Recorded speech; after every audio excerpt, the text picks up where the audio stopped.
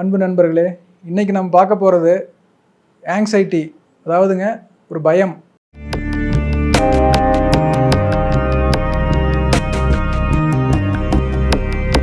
எதை பற்றின பயம்னா, இப்போ எதிர்காலத்தை பற்றின பயம். நமக்கு அடுத்து நடக்க போகிறது என்ன நடக்க போகுது. இப்போ நான் 12th படிக்கிறேன் அப்படின்னா, எனக்கு நீட் எக்ஸாமில் நான் பாஸ் பண்ணிடுவேன்னா எனக்கு சீட்டு கிடைக்குமா, இல்லை ஒரு கல்யாண ஸ்டேஜில் இருக்கிறேன்னா எனக்கு நல்ல ஒரு வாழ்க்கை அமையுமா அப்படிங்கிறது. என் ஹெல்த்து இஷ்யூ வந்துருச்சு, அது ஹெல்த் சரியாகுமா சரியாகாதா, என் குழந்தைக்கு வந்து உடம்பு சரியில்லாமல் இருக்குது, இது இப்படியே இருந்துருமா. அதாவது என்னென்னா, நம்ம எதிர்காலத்தை பற்றின ஒரு விஷயங்கள் இது இப்படியே தொடர்ந்துச்சுன்னா என்ன பண்ணுறது. ஒரு திருமணமானதுக்கப்புறம் ஒரு விஷயங்களுக்கு தெரிய வருது உங்களுக்கு, இப்படியே இருந்துருவாரா, இந்த வாழ்க்கை துணையோடவே நான் இனிமேல் காலம் ஃபுல்லாக சமாளிக்க போகிறேன்.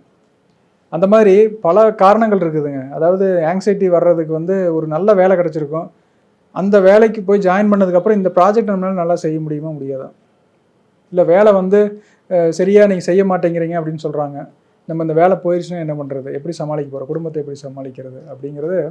பொதுவாகவே வந்து எதிர்காலத்தை பற்றின நம்ம சிந்தனைகள் போகும் பொழுது நமக்கு வந்து ஒரு ஃபியர், ஒரு பயம் வந்துடுது இல்லையா, என்ன ஆகுமோ ஏதாகுமோ அப்படிங்கிறது. இப்போ நீங்கள் ஒரு இங்கேருந்து கிளம்பி ஒரு வெளிநாடு போகிறதுக்கு ஒரு வாய்ப்பு கிடச்சிருக்குன்னு வச்சுக்கோங்க, கிடைச்சம்போது சந்தோஷம், அங்கே போனால் எப்படி இருக்குமோ என்னமோ, நம்மளுடைய பயணம் எப்படி இருக்குமோ, சேஃபாக இருக்குமா இருக்காதா அப்படின்னு பல விதமான ஒரு குழப்பமான மனநிலைக்குள்ளே ஒரு மிகப்பெரிய சக்ஸஸ்ஃபுல்லாக இருக்கிறவங்களுக்குள்ளேயும் அது வருது. இல்லை ஒரு வெற்றியை நோக்கி நம்ம ஒரு போராட்டமாக இருக்கிறோம், ஒரு கேரியர் ஸ்டார்ட் பண்ணி ஒரு எஸ்டாப்ளிஷ் பண்ணுறதுக்காக போராடிட்டு இருக்கிறோம் அப்படிங்கிற ஸ்டேஜ்லேயும் பலருக்கும் வந்து இந்த ஒரு மனக்கவலை, ஒரு ஆங்ஸைட்டி, ஒரு பதட்டம், ஒரு அதையவே நினச்சி அதுவே ஒரு டிப்ரெஷன் மாதிரி ஆகிறது. ஒரு கல்யாணம் வச்சுருப்பீங்க, அந்த கல்யாணம் எப்படி நடக்குமோ நடக்காதோ, நல்ல விதமாக நடக்குமா, எல்லாத்தையும் சரியாக சமாளிக்க முடியுமா அப்படிங்கிறது. ஒரு ஃபஸ்ட்டு திருமணம் அமையிலேயேன்னு யோசிச்சுட்டு இருப்பீங்க, அமைஞ்சதுக்கப்புறம் அதை நல்லா நடத்த முடியுமான்னு அதில் ஒரு 6 மாதத்துக்கு ஒரு கவலை. அது நடந்து முடிஞ்சதுக்கப்புறம் குழந்தை சீக்கிரமாக வந்துடுமா, வந்துச்சு கொஞ்சம் லேட் ஆகுது அப்படின்னா, என்னடா 6 மாதம் ஆகி இன்னும் ஒன்று ஒரு குட் நியூஸ் இல்லை கேட்பாங்களே, ஏதாவது குட் நியூஸுங்க அப்படிம்பாங்க. அப்போது இப்படியே வந்து நம்ம குழந்தை வந்துருச்சுன்னா அது வந்து நல்லா ஆரோக்கியமாக கொஞ்சம் ஏதாவது முன்னப்பின்ன இருந்தது அப்படின்னா அதை பற்றின ஒரு கவலை. தொடர்ந்து பார்த்திங்கன்னா நம்ம எதிர்காலத்தை யோசித்து எல்லாமே வந்து ரொம்ப லாங் டர்மாக யோசித்து நம்ம கவலைப்பட்டுருக்குறோம். சரி, இதை வந்து எப்படி நம்ம ரெக்கவர் பண்ணுறது அப்படிங்கிறத பற்றி தான் இன்றைக்கி நம்ம பார்க்க போகிறோம். யோசிச்சு பாருங்கள், இன்றைக்கி நம்மளுடைய ஒரு ஜோசியம் பார்க்கலாம் அப்படிங்கிறது கணக்கு என்ன ஏன் வருது, எதிர்காலத்தில் நமக்கு என்ன விதிச்சிருக்குதோ அதுதான் நடக்க போகுது தானே சொல்கிறாங்க. உங்கள் கிரக அமைப்பு இப்படி இருக்குதுங்க, உங்களுக்கு இது நடக்க போகுது அப்படிங்கிறாங்க. அப்போது என்ன நடக்க போகுதோ அது நடந்தாலும் தீரப்போகுது. அதையே நம்ம ஒரு நாள் முன்னாடியே இல்லை ஒரு மாதம் முன்னாடி தெரிஞ்சு நம்ம என்ன பண்ண போகிறோம், ஏன்னா நம்ம பயம் எப்படி இருக்குமோ இருக்காதோ அப்படிங்கிற மாதிரி. அப்போ இன்றைக்கி எல்லாமே வந்து அதை நம்ம நடக்க போகிறத தெரிஞ்சுக்கிறதுல நமக்கு ஒரு ஆர்வம் வந்துகிட்டே இருக்குது. ஏன்னா அது சரியாக நடக்காமல் போயிட்டா என்ன பண்ணுறது அப்படிங்கிறது. இதில் என்னன்னாங்க, we are the film makers of our own life அப்படிங்கிற ஒரு ஸ்டேட்மெண்ட் நான் எப்பவுமே சொல்லுவேன்.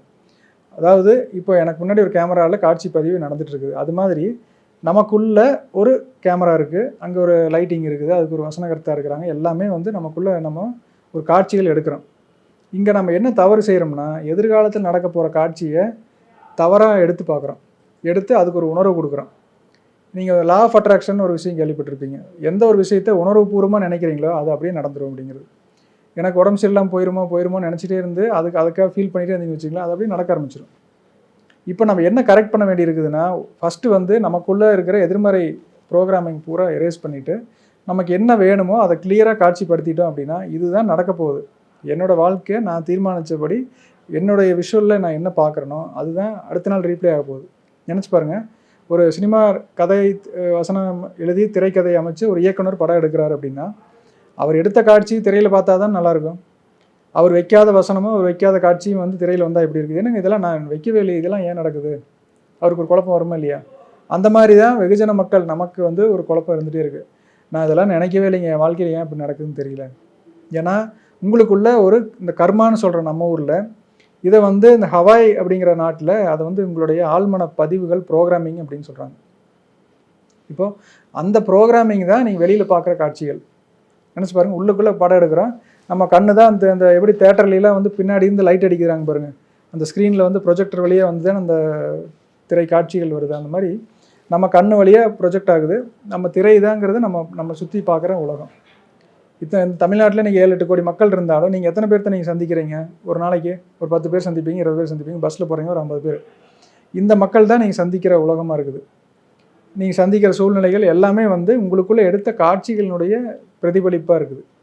இந்த கான்செப்ட் நீங்கள் கரெக்டாக கேட்ச் பண்ணிட்டீங்கன்னா உங்களுக்குள்ளே எடுக்கிற காட்சிகளை நீங்கள் கரெக்டாக வடிவமைச்சிருவீங்க. சரி, நானும் அமைச்சு பார்க்குறேங்க, ஆனால் வெளியில் வேறையே நடந்துட்டு இருக்குது. நானும் நல்லா நினைக்கிறேன், எனக்கு இந்த லா ஆஃப் அட்ராக்ஷன்லாம் தெரியும், எதை நீங்கள் வந்து காட்சிப்படுத்தி பார்க்குறீங்களோ அது உங்களுக்குள்ளே வெளியில் நடக்கும் அப்படிங்கிறதெல்லாம் சொல்கிறாங்க, எல்லாம் ஓகே. ஆனால் நான் நினைக்கிற மாதிரி நடக்கிறது இல்லை அப்படிங்கிறது ஒரு நிறைய பேர் சொல்கிறது கேட்குறோம். அதுக்கு என்ன காரணம்னா, நமக்குள்ளே இருக்கிற எதிர்மறை பதிவுகளை நம்ம நீக்காதது தான் பிரச்சனை. கர்மான்னு சொல்கிறாங்க இல்லைங்களா, பல விதமான கர்மாக்கள் இருக்குது. அதை வந்து ப்ரோக்ராமிங்கை நமக்குள்ளே ஸ்டோரேஜ் ஆகிருக்குது. இந்த ப்ரோக்ராமிங்கை ரிலீஸ் பண்ணுறதுக்கான ஒரு எளிமையான ஒரு டெக்னிக் தான் நான் சொல்லி கொடுத்துட்ருக்குறேன். இதை வந்து தொடர்ந்து ஒரு 6 நாள் வகுப்பு மாதிரி நடத்திட்டு இருக்கிறேங்க. இந்த வகுப்புக்கு வந்து ஒரு 6 நாள் அட்டன் பண்ணிவிட்டு வெளியில் போகும்போது கம்ப்ளீட்டாக கிளியர் ஆகிடுறாங்க. சரி, அவ்வளோ நாள் என்னால் ஸ்பெண்ட் பண்ண முடியாது அப்படின்னா நீங்கள் குறைஞ்சபட்சம் இதை பண்ணுங்கள். இதை நான் ஃப்ரீயாக தான் இப்போ சொல்லிட்டுருக்கிறேன். அப்போது இதை நம்ம பண்ண வேண்டியது என்னென்னா, நமக்குள்ளே 4 வார்த்தைகளை மனசுக்குள்ளே ரிப்பீட் பண்ணுறது தான். இதுதான் மந்திரமே. இந்த இது வந்து ஒரு சாவி மாதிரின்னு வச்சுக்கோங்க. நமக்குள்ளே இருக்கிற ஒரு என்ன சொல்கிறது, எடுத்து எறிய வேண்டிய ஒரு தேவையில்லாத விஷயங்களை தூக்கி போடக்கூடிய ஒரு ப்ரஷ்ஷு, ஒரு சோப்பு மாதிரி வச்சுக்கோங்க.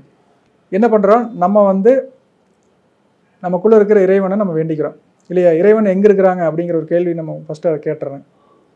எங்கே இருக்கிறாங்க? சிவா அப்படின்னா வானத்தண்ணாந்து பார்க்குறோம். நம்ம திருவிளையாடல் படம்லாம் பார்த்துருப்போம்.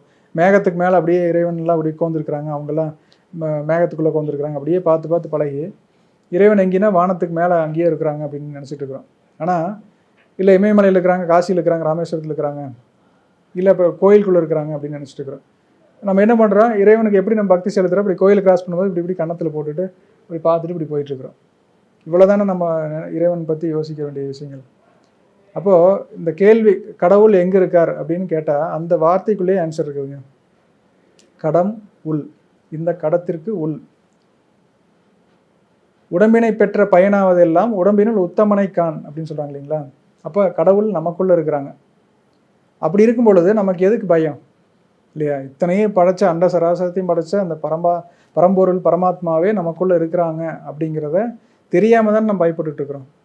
அப்போ அது தெரியாமல் வச்சுருந்தது எது அப்படிங்கிறது நமக்கு திரை. இப்போ கடவுள் அலங்காரம் பண்ணும்போதெல்லாம் ஆலயத்துலலாம் பார்த்தீங்கன்னா திரை போட்டிருப்பாங்க. அதை வந்து திரை நீக்கிட்டு கடவுள் இறைவனை காட்டுறாங்க. நீங்கள் வடலூர்லாம் போனீங்கன்னா 7 திரை போட்டிருப்பாங்க. அந்த திரையெல்லாம் நீக்கி இறைவனை காட்டுறாங்க. அந்த மாதிரி நமக்குள்ளே இறைவன் இருக்கிறாங்கங்கிறத தெரியாமல் மறைச்சி வச்சுட்டு இருக்கிற நம்மளுடைய மாயத்திரைகள்னு சொல்கிறாங்க. அது வந்து மும்மலங்கள்னு கூட இருக்குது. ஆணவம், கண்மம், மாயை, இந்த 3 மலங்கள் இதெல்லாம் நீங்கினா தான் நமக்குள்ளே இருக்கிற இறைவனை பார்க்க முடியும்.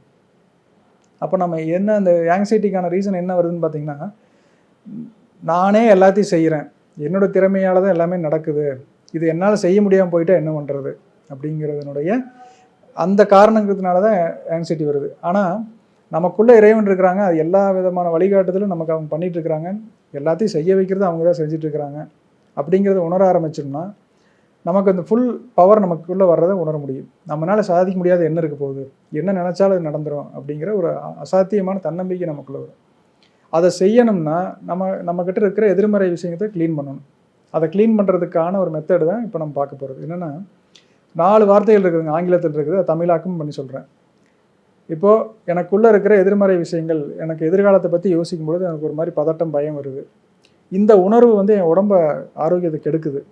எப்படின்னா, ஒரு எண்ணம் வந்து உடம்பை கெடுக்குது. ஒரு சாதாரணமாக ஒரு புளிப்பு, ஒரு எலுமிச்சம்பழம், ஒரு புளி அப்படின்னு நினச்சா உடனே நாக்கில் எச்சி வருதா இல்லையா? அந்த இன்ஸ்டண்ட்டாக அந்த எண்ணம் வந்த உடனே பாடி ரியாக்ட் பண்ணுது. அப்போது நம்ம கவலை, பயம் இந்த மாதிரியான உணர்வு இருந்தோன்னா அதுக்கு பாடிக்குள்ளே அதுக்கான ஒரு சுரப்பிகள்லாம் சுரக்கும் இல்லையா? அது வந்து நோய்கள் உண்டாக்க ஆரம்பிச்சிருது. அப்போ நினச்சி பாருங்கள், நம்ம வந்து தேவையில்லாத பயத்தினாலே கவலைனாலையும் நமக்குள்ளே நோய்கள் வர வைக்க பார்க்குறோம். இது நல்லதா கெட்டதா? தேவையில்லாத வேலை தானே இது. இது யார் செஞ்சாங்க? இந்த உலகத்திலே கண்ட்ரோல் பண்ணக்கூடிய ஒரே விஷயமும் கண்ட்ரோல் பண்ண முடியாமல் போயிட்டுருக்கிற ஒரு விஷயமாகவும் இருக்கிறது வந்து நம்மளுடைய எண்ணங்கள் தான் இல்லையா? நம்ம எண்ணங்கள் வந்து நம்ம கண்ட்ரோல் வந்துருச்சு அப்படின்னா நம்ம சுற்றி நடக்கிற எல்லா விஷயங்களும் நம்ம கண்ட்ரோலுக்கு வந்துடும். ஆனால் அது வராமல் போயிட்டுருக்கிறதுனால தான் எல்லா பிரச்சனைகளும் வந்துட்டு இருக்குது. நீங்கள் ஒரு 2 வயசு குழந்தை கூட நீங்கள் நினச்சி பாருங்கள், நீங்கள் சொன்ன பேச்சு கேளு, வேண்டாம் பேசாமல் இருக்குன்னா கேட்காது. எதுங்க அப்புறம் நம்ம கண்ட்ரோல் பண்ண முடியும்? மழை வரதை கண்ட்ரோல் பண்ண முடியுமா? இல்லை வந்து ஒரு புயல் அடிக்கிறத கண்ட்ரோல் பண்ண முடியுமா? பூகம்பம் வரதை கண்ட்ரோல் எதுவுமே பண்ண முடியாது. அப்போ நம்ம கண்ட்ரோலில் இருக்கக்கூடிய விஷயங்கள் நமக்குள்ளே இருந்து உருவாகி வர எண்ணங்கள்.